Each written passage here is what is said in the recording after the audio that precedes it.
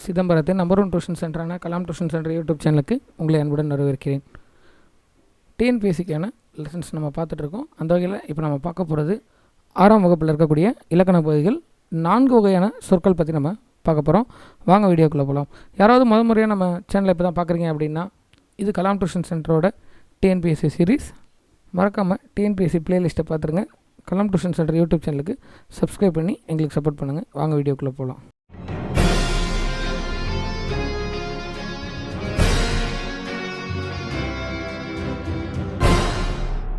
6th term number 3ல் இருக்கக்கூடிய இலக்கணத்தில் 4 வகையான சொற்கள் பற்றி பார்க்க போகிறோம்.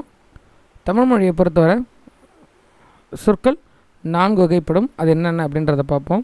சில எழுத்துக்கள் தனித்து நின்று பொருள் தரும். ஒன்றுக்கு மேற்பட்ட எழுத்துக்கள் தொடர்ந்து வந்து பொருள் தரும். இவ்வாறு பொருள் தருபவை சொல் எனப்படும். சரிங்களா? ஒரு எழுத்து தனியாக இருந்தும் பொருள் தரும், சேர்ந்து இருந்தும் பொருள் தரும். சேர்ந்து இருக்கக்கூடிய எழுத்துக்களை தான் நம்ம சொல் அப்படின்னு சொல்கிறோம். ஈ, பூ, மை, கல், கடல், தங்கம் இதெல்லாமே பார்த்திங்க அப்படின்னா எடுத்துக்காட்டுகள் ஆகுதுக்கு. இலக்கண அடிப்படையில் நம்ம சொல்லணும் அப்படின்னா மொத்தம் 4 வகை தான். என்னென்னா, ஒன்று பெயர்ச்சொல், இன்னொன்று வினைச்சொல், அடுத்தது இடைச்சொல், அப்புறம் உரிச்சொல் அப்படின்னு மொத்தமாக 4 வகைப்படும். சொற்கள் எத்தனை வகைப்படும் அப்படின்னு கேள்வி கேட்கலாம். சொற்கள் 4 வகைப்படும். அடுத்தது பெயர்ச்சொல்னா என்ன அப்படின்றத தெளிவாக பார்க்கலாம். பெயர்ச்சொல் பெயரை குறிக்கும் சொல் பெயர் சொல். அவ்வளோதான். தமிழ் எவ்வளோ அழகாக இருக்குது பாருங்களேன். பெயரை குறிக்கும் சொல் பெயர் சொல். பாரதி, பள்ளி, காலை, கண், நன்மை, ஓடுதல் இப்படின்னு ஏதாச்சும் ஒரு பெயரை குறிக்கிற மாதிரி இருந்ததுன்னா அது பெயர் சொல். அடுத்தது வினைச்சொல். சிம்பிள். வினையை குறிக்கும் சொல் வினைச்சொல். அதாவது வினை என்ற சொல்லுக்கு பொருள் செயல் அப்படின்னு பொருள். அப்போ ஏதாச்சும் ஒரு செயலை குறிக்கணும் இல்லைங்களா?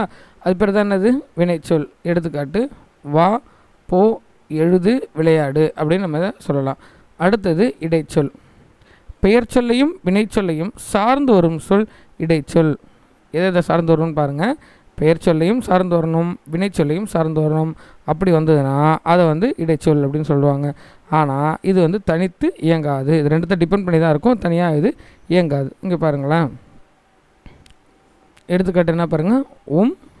மற்று ஐ, தாயும் தந்தையும் தனித்து வரல, இது கூட சேர்ந்து வந்திருக்கு. அடுத்து மற்று ஒருவர், ஒருவர் கூட மற்ற சேர்ந்து வந்திருக்கு. திருக்குறளை, ஐ அப்படின்ற உருவு சேர்ந்து வந்திருக்கு இல்லையா? அதுதான் இடைச்சொல். அடுத்தது உரிச்சொல். பெயர்ச்சொல், வினைச்சொல் ஆகியவற்றின் தன்மையை மிகுதிப்படுத்த வருவது உரிச்சொல் அப்படின்னு சொல்லலாம். எடுத்துக்காட்டு பாருங்கள். மா, சாலை. மா அப்படின்னா பெரிய அப்படின்னு அர்த்தம். நகரம் அப்படின்ற பெயர் சொல்லுக்கு மா, அதாவது நகரம் எப்படிப்பட்டது அப்படின்றத சொல்லுது இல்லையா? அதனால் இது பேர் உரிச்சொல். சால சிறந்தது, சிறந்ததுனாலே பெஸ்ட்டுன்னு அர்த்தம். சால சிறந்ததுன்னா எப்பவுமே சிறந்தது அப்படின்னு அர்த்தம். சரிங்களா? அப்போ இந்த சிறந்தது அப்படின்ற வினையை இது பெரிதாக்க பயன்படுது. சரியா? அதாவது வினையோட தன்மையை, வினைச்சொல்லோட தன்மையை குறிக்கிறதுனால இது பேர் உரிச்சொல். அடுத்தது இதோட எடுத்துக்காட்டுகள் பார்க்கலாம். இதோட மதிப்பீடுகள்லேருந்து தான் தெருவில் கேள்வி வரும். சொல் வகையை அறிந்து பொருந்தா சொல்லை வட்டம் எடுக்குன்னு சொல்லியிருக்காங்க பாருங்கள். ஐ, மற்று, கு. இதில் எது பொருந்தாத சொல் அப்படின்னா படித்தான். ஏன் அப்படின்னா இது 3மே இடைச்சொல். அடுத்து பாருங்களேன். மதுரை, கால், சித்திரை, ஓடினான். இதில் சித்திரை, கால், மதுரை 3மே பெயர் சொல். ஓடினான் அப்படின்றது வினைச்சொல். சென்றால், வந்த, சித்திரை, நடந்து. இதில் இது மட்டும் பெயர் சொல், மீதி 3 வினைச்சொல். மா, ஐ, மற்று. இதில் இது மட்டும் உரிச்சொல், மற்றதெல்லாம் இடைச்சொல். இந்த வீடியோ உங்களுக்கு பிடிச்சிருந்ததுன்னா லைக் பண்ணுங்கள். உங்கள் தாட்ஸை கீழே கமெண்ட் பண்ணுங்கள். மறக்காமல் உங்கள் ஃப்ரெண்ட்ஸுக்கு ஷேர் பண்ணி எங்களுக்கு சப்போர்ட் பண்ணுங்கள்.